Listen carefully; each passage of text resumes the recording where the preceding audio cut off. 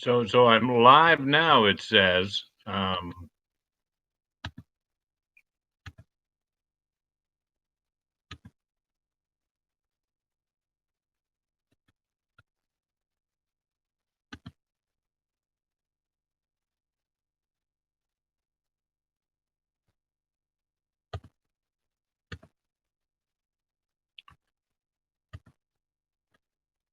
And there I am. I was just letting the Facebook people know.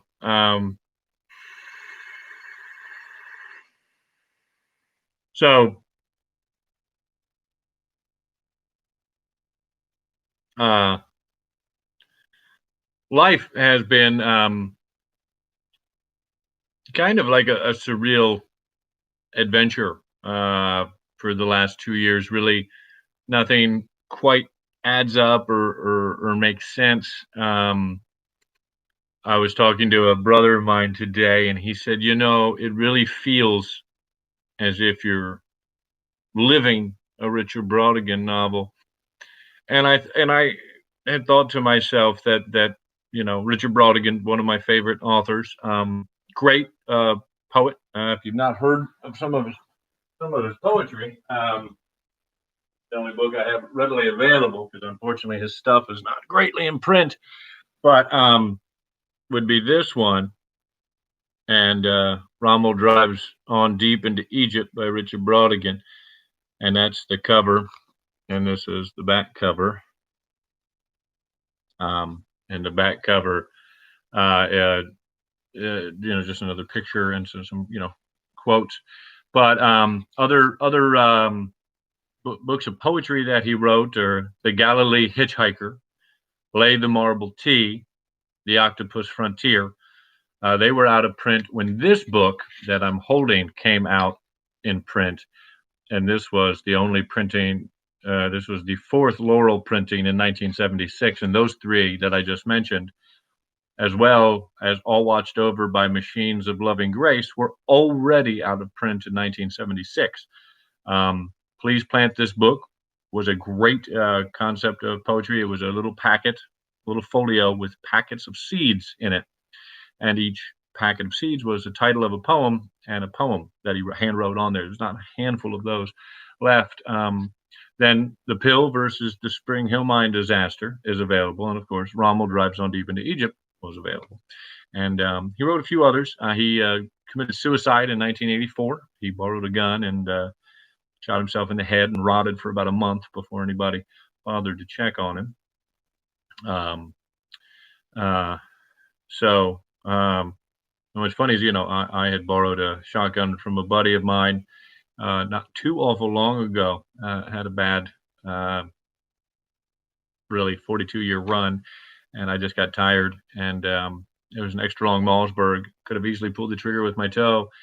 Um, Called up my father for help, and of course he told me to fuck off. Nothing but love there, huh? But anyway, is what it is. You either get over it or you don't. Uh, then, of course, that cavalcade of disasters led to him and his new woman putting a protection order out on me against them. Like, I guess, I was going to harm myself. I was going to harm them. I don't know. As if, I guess, suicidal ideation and homicidal ideation are one and the same to them. And then they had me thrown in jail, which is exactly what you should do when you think somebody's not doing well mentally. Jail's the answer, right? No, it's not. Jail is never the fucking answer, especially in the awful way the incarcerated are treated in this country. No rehabilitation there, I assure you. Um, they're more interested in repeat customers because it's a for-profit system. But anyway, novels that Richard Brautigan wrote. Trout Fishing in America is probably his most famous. A Confederate General from Big Sur, In Watermelon Sugar, The Abortion, and Historical Romance, 1966. Those had all come out when this came out. And then, of course, there was a Revenge of the Lawn, which was a collection of short stories. But I mean, he wrote some great poems. I'll read. The first one is Rommel Drives on Deep into Egypt. San Francisco Chronicle headline, June 26, 1942. Rommel is dead. His army has joined the quicksand legions of history, where battle is always a metal echo saluting a rusty shadow. His tanks are gone. How's your ass? Or, have you ever had a witch bloom like a highway? Have you ever had a witch bloom like a highway on your mouth and turn your breathing to her fancy, like a little car with blue headlights, passing forever in a dream? The sister cities of Los Alamos, New Mexico, and Hiroshima, Japan.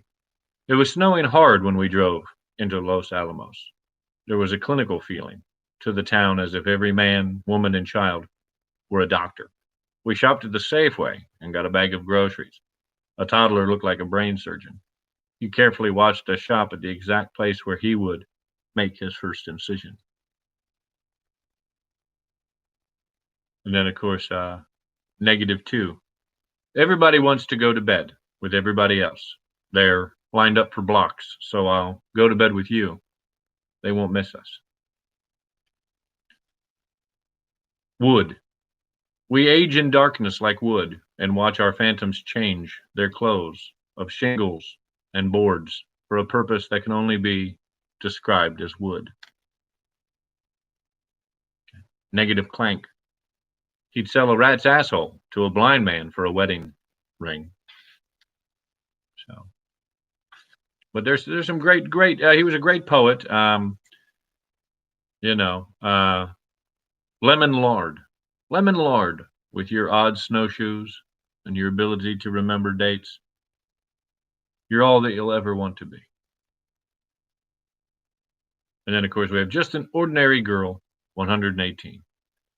Just an ordinary girl, 118 pounds, chipped front tooth, cute, born in Reno, Nevada, a student at SF State. She wants candles married to her womb by the color of a telescopic saint, so that all her children will be adventures in light.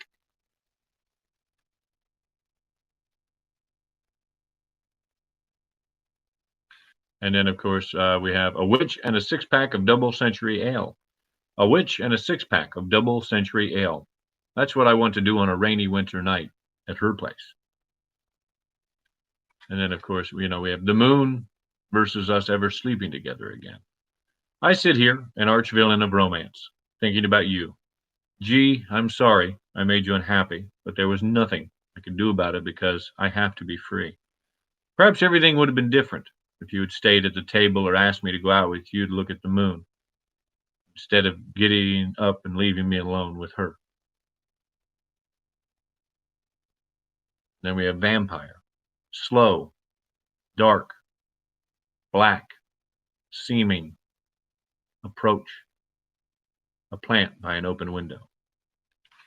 So, and I'm not saying that reading his poetry gives you any inclination or concept as to what one of his novels is like. Trout fishing in America is really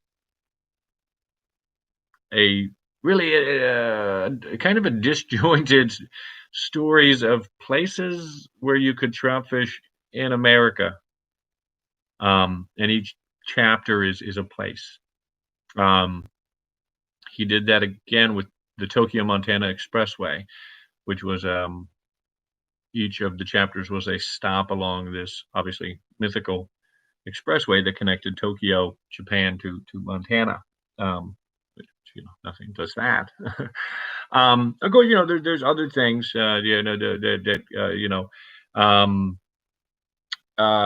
Wilderness Bowling Trophies is I think a classic, or Sombrero Fallout are classics, and give you a concept. And Dreaming of Babylon is probably my favorite. And so, let's look at those three, for instance.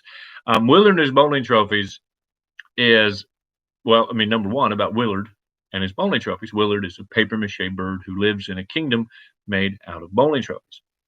And Willard lives with a very unhappy couple, and they have cheated on each other. And when they cheated, one of them got genital warts and gave the other one genital warts. And so now they live with that very painful sexually transmitted disease, but they're still trying to make it together. But since with the genital ward. Sex is at times painful. They get into sadomasochism not well, and they're just two very miserable individuals trying to make it in this awful world, and they're not succeeding horribly when we run into them. But Willard, their paper mache bird, lives happily in a city of bowling trophies.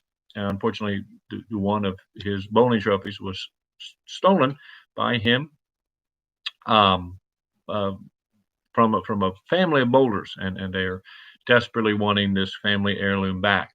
And so the story, the novel takes place, and you get some Willard chapters, of him living happily in his bowling trophy city.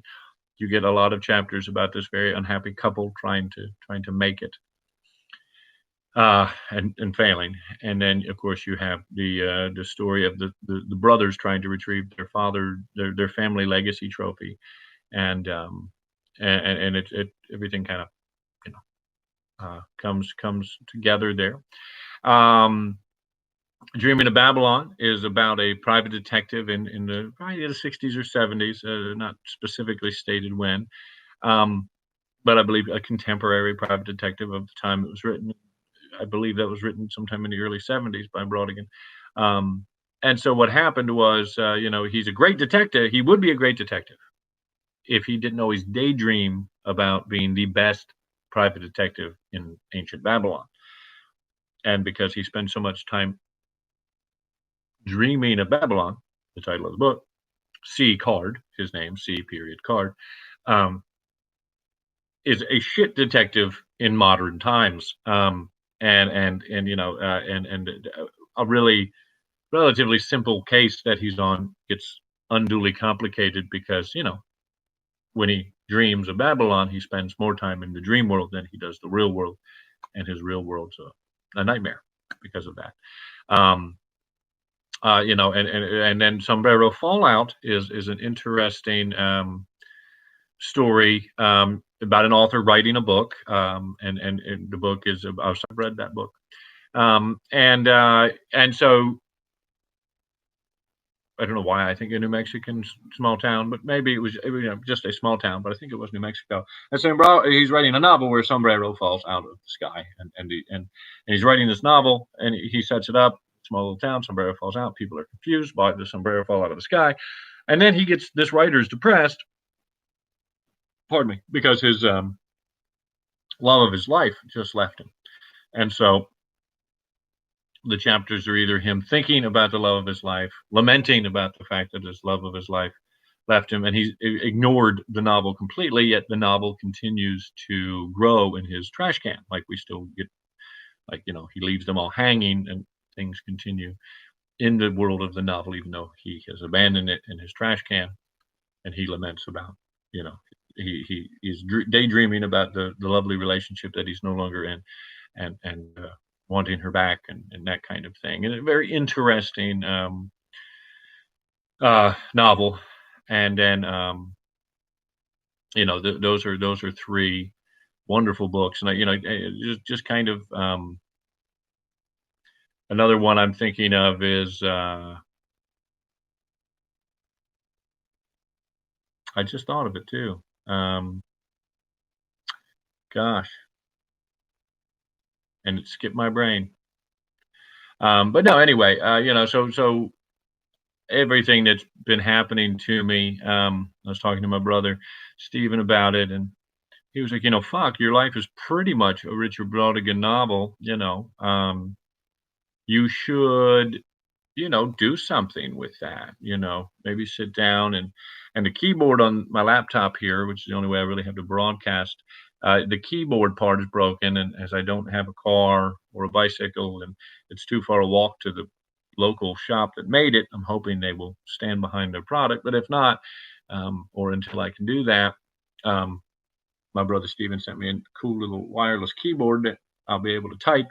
So I am going to start tomorrow writing a novel about the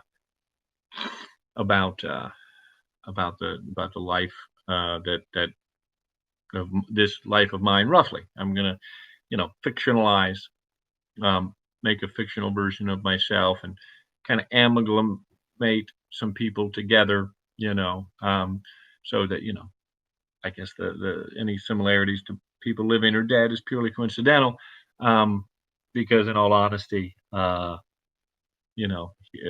brother's not wrong. My life has become a surreal, tragic tale, and I might as well get something out of it. And if nothing else, it'll be cathartic to sit and write. Um, you know, get it out of my head. So that's where we stand today with things as they are.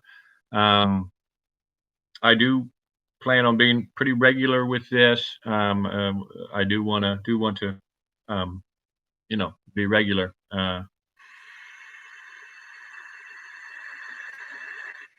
So right now, I'm trying to debate what exactly the format should be,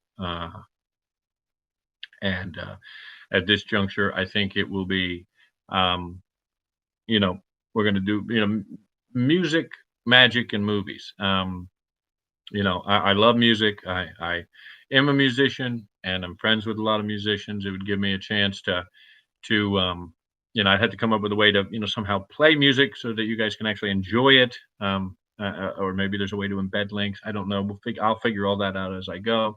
But there's a lot of great music out there that I think unfortunately that people don't um, acknowledge anymore.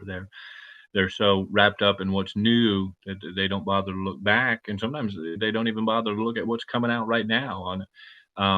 Like I heard this great band the other day, Rainbow Kitten Surprise. Caught them on an old Austin City Limits, and when I was in jail, and uh, besides some very transphobic people making it an uncomfortable experience in the jail, it was really great to see them. Uh, uh, that band, I'd not heard of them, and I really liked them. And then, here they are, contemporary band that I just had, I'd missed. And so, just a great way to do that. So, that would be kind of some friends of mine, like one friend of mine that I would greatly recommend would be this guy right here, Richard McGraw. And this is Song and Void Volume 1. It's a great fucking CD. You should, if you want a copy, you should go get one. And if you can't find one available, let me know. I have some available. I'd be happy to send you one. He has other uh, wonderful discs out, albums out, and anything by Richard McGraw is eminently worth owning.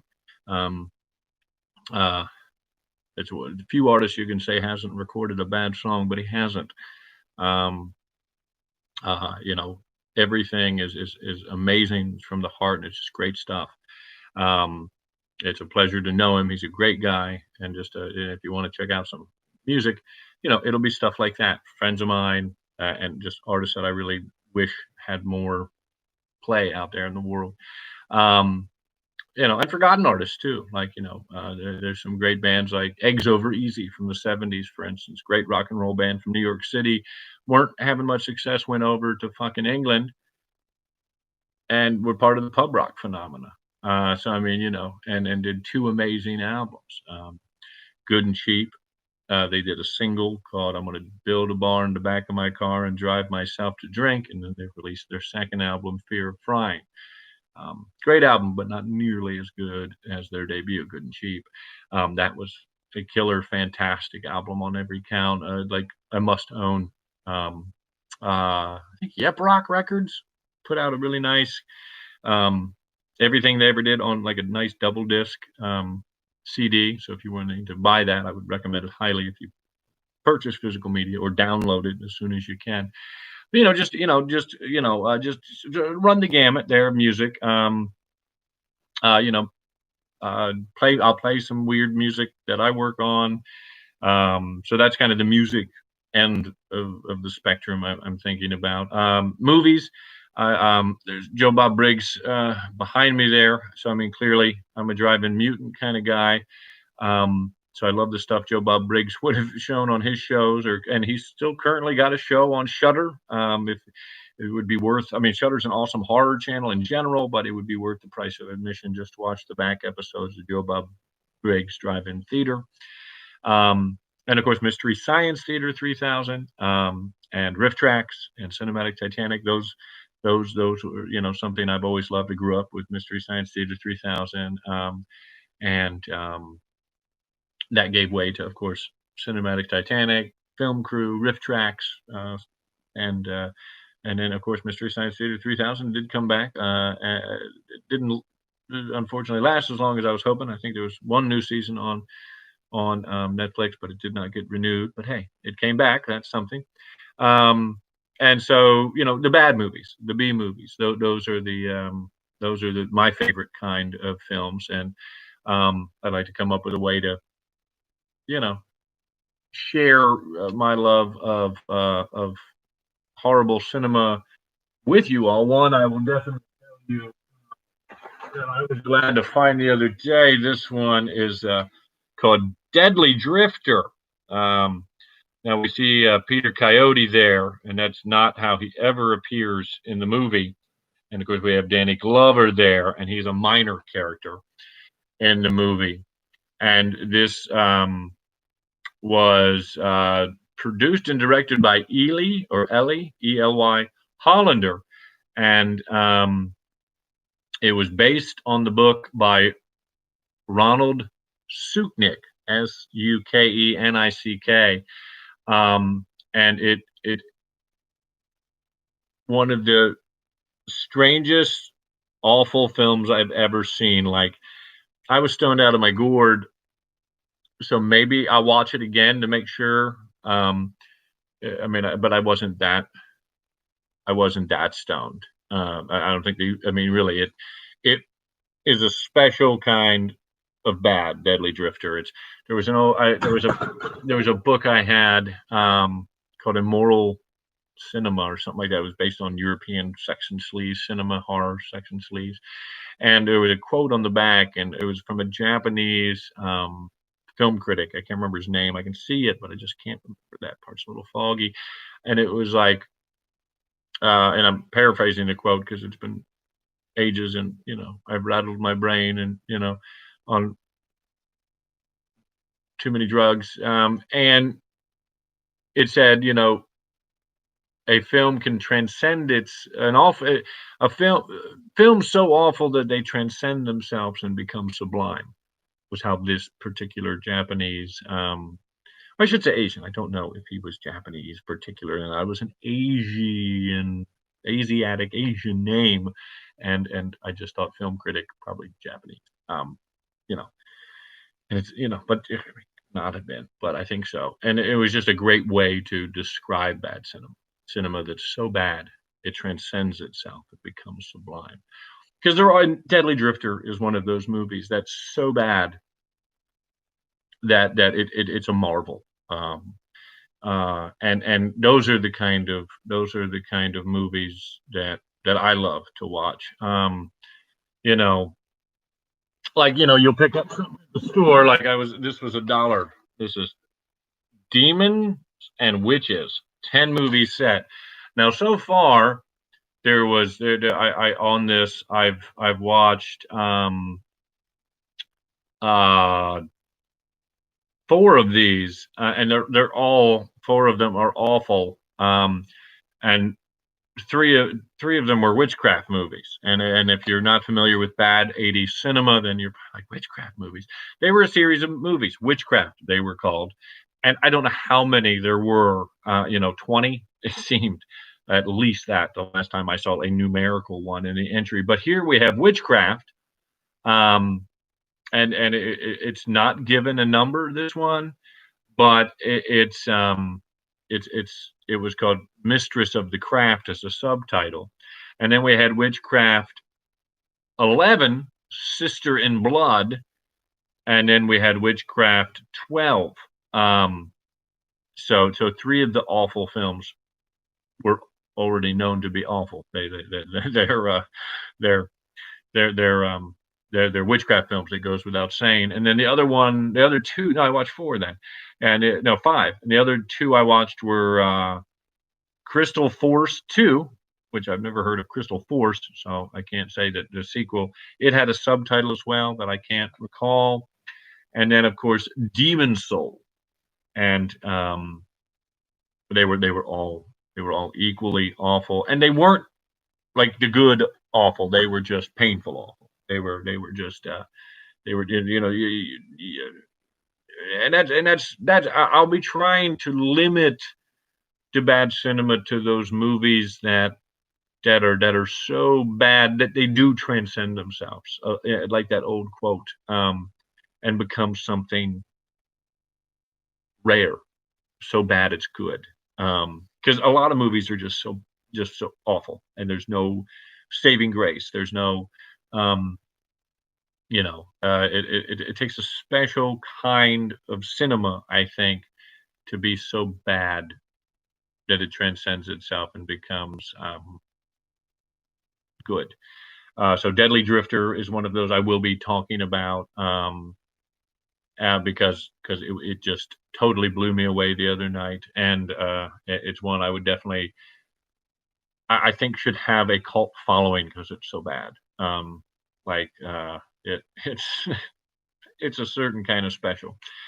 And then when it comes to magic, that's kind of my thing. I don't mean like sleight of hand. I'm a fellow myself, a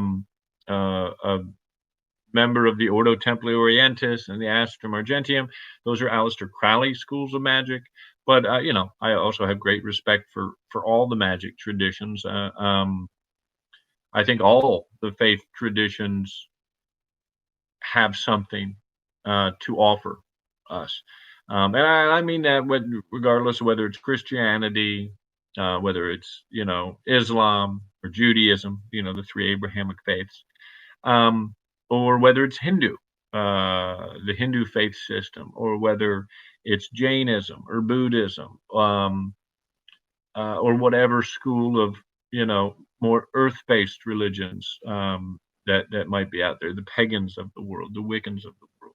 I think there's something beautiful and wonderful to be said about all faith systems, but my particular interest um, has always been in magic, especially in Aleister Crowley, but beyond that, other avenues as well. You know, uh, I think I'd like to, you know, spend a little time with various topics. I read tarot cards. I read the I Ching. I do runes.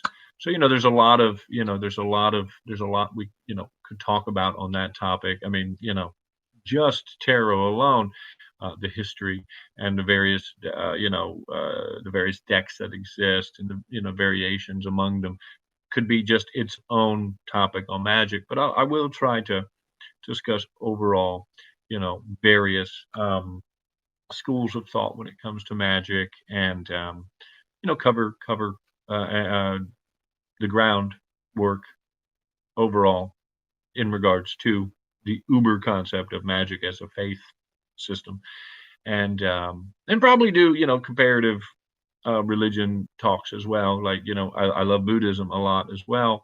Um, you know, and I think certainly would could talk about that at any length. But I could talk about Christianity but I wouldn't want to because why bother? But I might, and I know to a degree. I understand Islam, so but these are not those are not my bread and butter. I abandoned Christianity when I was 18, and I'm glad I did. If it couldn't bring two families together, I don't see it bringing unity to the fucking world. I mean, if you got my mom's side of the family and my dad's side of the family could never fucking agree because one was Presbyterian, one was fucking Catholic. So if those fucking, if that, not that the Protestants and Catholics always had issues with each other, but if it's to the point where you can't bring a family together and is a source of derision and division within a family blood system, fuck me if gonna cure the world of any ills. I mean, really, when you can't have a family dinner, big family reunion dinner without people getting upset over fucking their faith. Come on. You know what I mean? get it together. And so, in Islam, just because, growing up Christian, it took me a long time to actually even realize what that was. I had to find out on my own because, and beautiful faith. I, you know,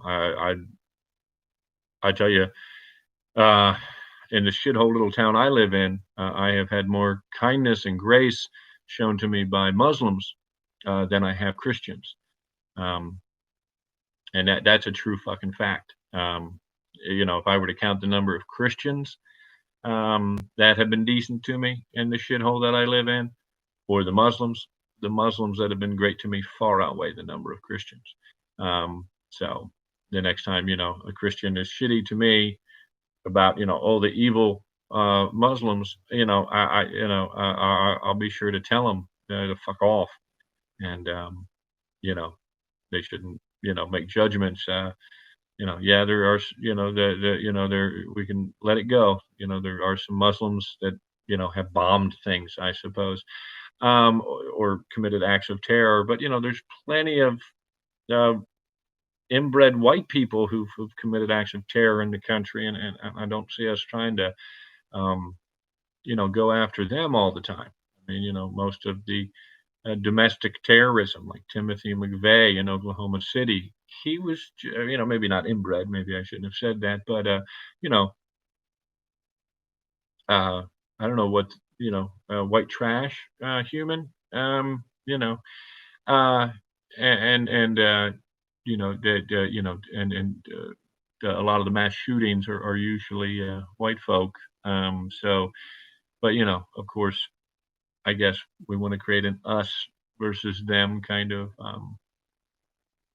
mentality, and that's why it comes down to I guess we need an enemy, I guess, and that's why we choose the um, the Muslims, you know, um, because of a few bad apples. I mean, gosh, look at all the bloodshed that Christianity has on its hands. I mean, uh,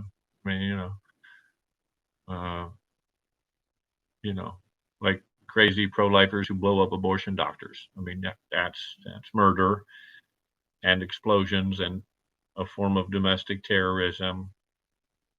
It's all right because what your God's behind you in that. So anyway, I don't really care. I reside in the Commonwealth of Virginia. It's not a state. Um, it's a Commonwealth, and it's a giant flaming piece of shit. Wish I wasn't here, but you know, right now a world pretty much is falling apart. So I'm stuck here, until I can fucking manage an escape plan. And as soon as I can fucking manage an escape plan, I'm going to go out west. I've always thought Oregon it is nice. I don't know. I've never been.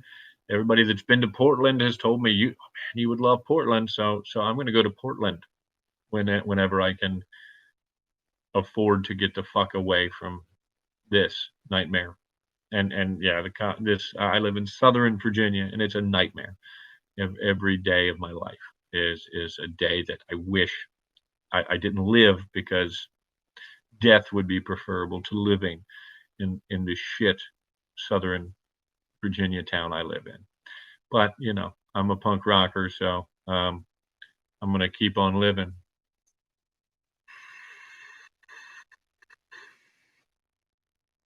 Oh, my batteries are dead in my vaporizer. That's awful, because this is my big unit.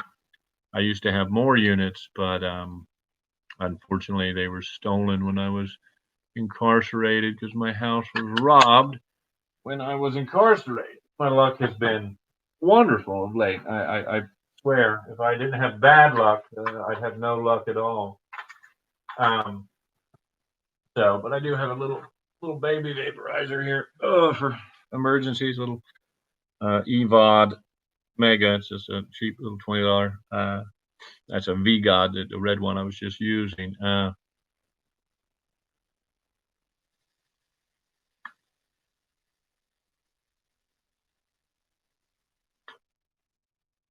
And better than smoking, I suppose.